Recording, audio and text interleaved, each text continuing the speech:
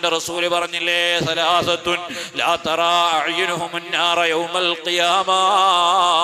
3 കണ്ണുകൾ ഖിയാമത്ത് നാൾ വരുമ്പോൾ അവര് നരകം കാണൂല.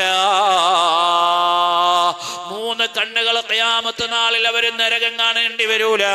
ഒന്നാമത് പറഞ്ഞത് ഐനുൻ ബക്കത്ത് മിൻ ഖശിയത്തില്ലാ, റബ്ബിനെ പേടിച്ച് കരഞ്ഞ കണ്ണുകളുണ്ടോ, ആ കണ്ണുകൾ നാളെ ആഖിറത്തിൽ വരുമ്പോ നരകം കാണേണ്ടി വരില്ലെന്ന് സയ്യിദുൽ വറാ മുഹമ്മദുർ റസൂലുള്ളാഹി.